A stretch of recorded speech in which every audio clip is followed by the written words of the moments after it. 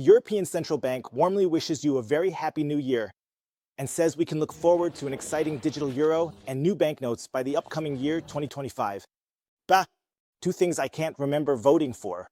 This is an absolute clown show because in the New Year's address, Christine Lagarde is really dropping some bombshells. Shocking things that are also highly explosive for Bitcoins. We're going to take a look at the speech because it's really something. This is not about helping people in any way or making the world a better place or whatever, but it is clearly about expanding power and control. And the perfidious plan, there is even talk of an agenda, becomes very clear in this 2-minute speech. Top economist Daniel Stelter has even issued a massive warning here, warning of a loss of prosperity that is coming our way, but which nobody is interested in. People are busy doing something, I don't know what, blowing their money on New Year's Eve or something like that. That's a very, very mean way of saying it, but what's going on behind the scenes here, nobody notices. There is a gaslighting show going on here that is really, really big cinema. And we have to look very closely here because this is highly explosive for Bitcoin.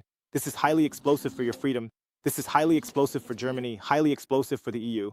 And if the EU keeps going down this path and the ECB continues on this course, they could kill the euro faster than we can even imagine. Because what's going on here is a highly insidious game. And before we get to the speech, just a quick note, because something shocking happened today. Today, the money development was shared on the X account of the European Central Bank. And here, you can no longer see the money supply. And that's really always the key factor that the world's central banks keep an eye on. How is the money supply developing? But we now see that the money supply is no longer represented here. And many suspect that there is a cover-up tactic behind this. Could also be something much simpler, but I find it interesting that there are problems at all levels and that people are always trying to cover up the problems by changing statistics, by simply presenting things differently. But hey, check out Christine Lagarde's New Year's address. I keep getting comments about this, telling me to say that she's a convicted felon. So, really important information. Otherwise, I'll get comments like, hey, you didn't mention that she's a convicted felon. Yeah, a convicted felon is the head of the European Central Bank. Check out what this high-ranking official has to say. 2025 target set, inflation progress in 2024. So they have a pretty intense agenda for 2025, and they've made significant progress in bringing down inflation in 2024. And she's basically giving a self-congratulatory speech to the ECB, saying that they're right on track. So they have a pretty intense agenda for 2025, and they've made significant progress in bringing down inflation in 2024. And she's basically giving a self-congratulatory speech to the ECB, saying that they're right on track. But if we take a clear look, it's all just a bunch of lies. Because if we really look at it, the ECB is still far from the inflation target. But if we take a clear look, it's all just a bunch of lies. Because if we look, the ECB is still far from its inflation target. And honestly, in the last few years, we've never really managed to get close to the inflation target and stay there. And I mean, the ECB had just one job, to get to that 2% inflation target and ensure price stability. But she can't do it. This means that you have a task, you don't manage it, you have more and more employees, ever higher costs, and no idea. I don't understand how you can praise yourself so much when you can't even manage to do the one job that you actually only have to do. So from that perspective, I'd say this is already a really funny start. But now, pay attention to the heavy agenda that's coming up next. Of course, we'll keep working to make sure that inflation stabilizes sustainably at that 2% medium-term target. We're also going to be taking a look at our monetary policy strategy. Why do we do that? We just did that in 21. Well, we're doing it to make sure it still fits the changing world we live in. And that's 2021. You are fit for 25 and beyond. So they will think again about the general monetary strategy, monetary policy here in the ECB, just as they did in 2021. And they're going to adjust to the changes that are currently happening in the world. And now I'm going to translate that into simple German for you. They're going to fire up the money printers endlessly, and they're going to look for reasons to turn those money printers on. And what happened in 2021 when they did similar things, when they also thought about changing monetary policy? What happened then? In 2021, the ECB launched a massive bond buying program, specifically the PPP program, where they really went all out with quantitative easing, actively intervening in the market, an intervention that goes beyond just lowering interest rates. And something similar could happen again now. These are basically just pretexts and warning signs that you can already see, indicating that the ECB is starting to frame things to lower interest rates again and to start money printing once more.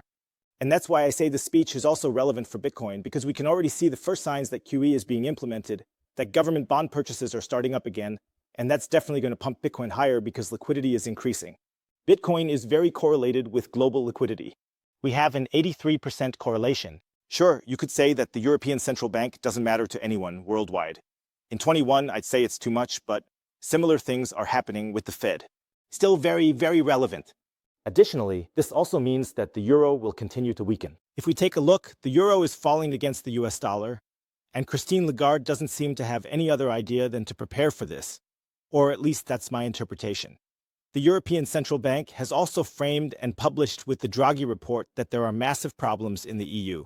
There are a lot of serious issues heading our way in the EU. And I would say that the European Central Bank has also, with the Draghi report and so on, already basically framed and published that there are massive problems in the EU. And I mean, anyone who's, let's say, a normal thinking person understands that there are a lot of serious problems heading our way in the EU. Even the European Central Bank is admitting that now. And that's why the changes being discussed here are definitely economic problems. And the reaction of central banks to economic problems is money printer go BRR. Another significant development on the horizon is our digital euro.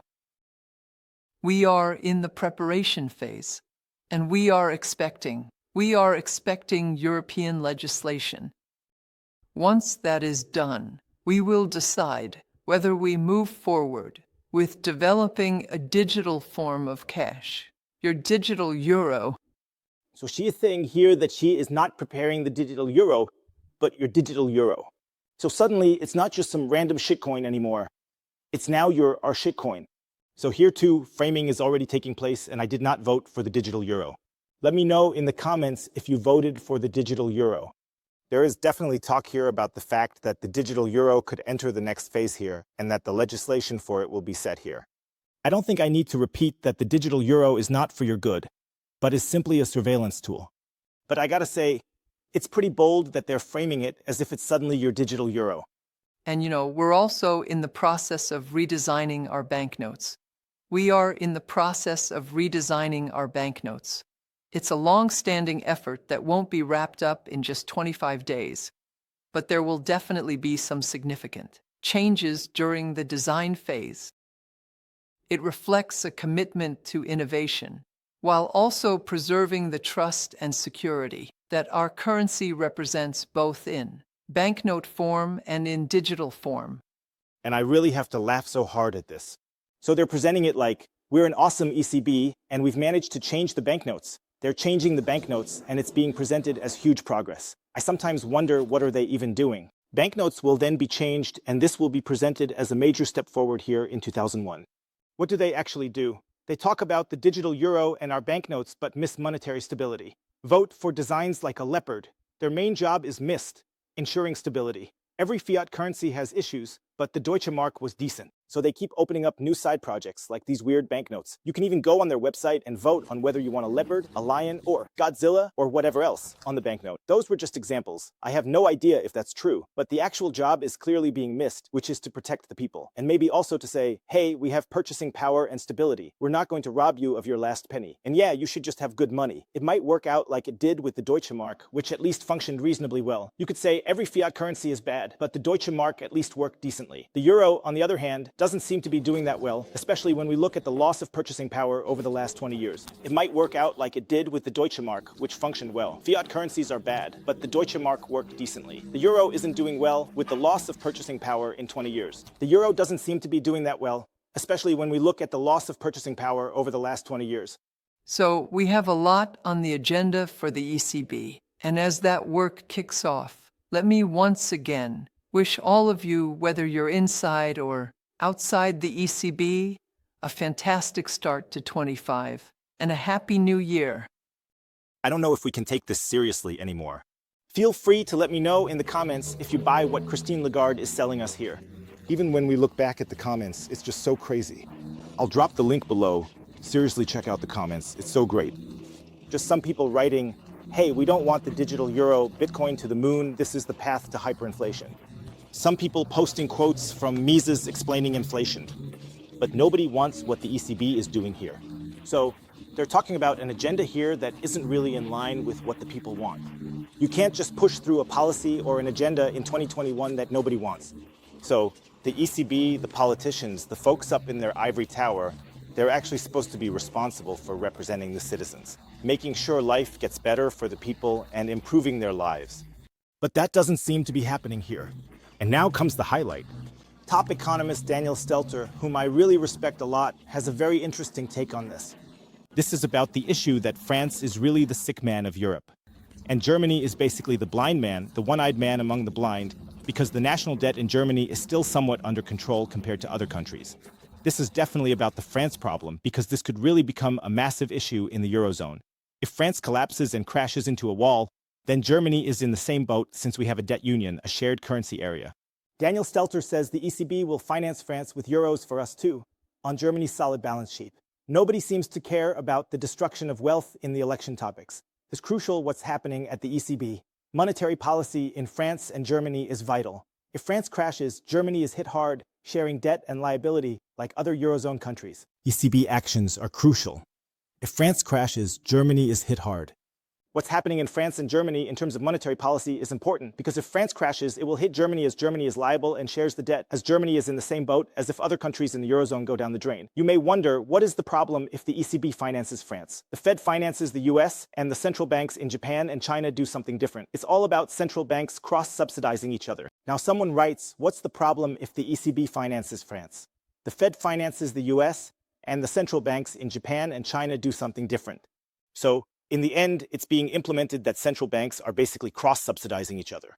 And now Daniel Stelter says, no problem at all, they're just using our balance sheet, shifting wealth from Germany to France, leading to inflation in the long run. But hey, who cares? And that's basically the issue. Germany is the big loser here because other people are living beyond their means. Germany is still doing somewhat okay, I'd say, but honestly, it's not great either. However, in comparison, France is really making a much bigger mess than Germany. Germany is still doing somewhat okay, I'd say.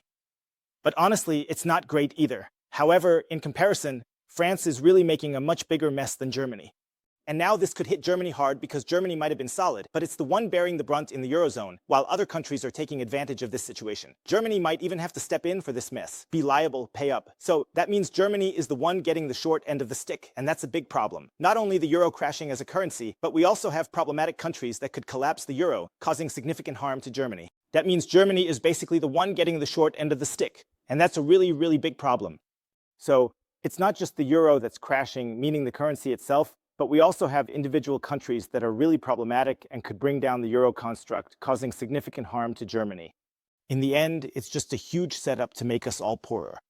Bitcoin is the construct to make us richer, or at least to preserve our purchasing power. And that's why I highly recommend this. I'll put a link down below for Bitcoin, showing you how you can easily buy Bitcoin. Here, you can use the code Bitcoin Hotel to get up to 20% off the fees when buying Bitcoin. I really recommend it. You can still get up to 20% off the fees when buying Bitcoin with the code Bitcoin Hotel. Absolutely highly recommended. And here is a counterproposal to the perfidious Euro plan of the ECB agenda, which is presented here. Let me know what you think about this plan. Can you get on board with it, or do you see it critically as well? Take care.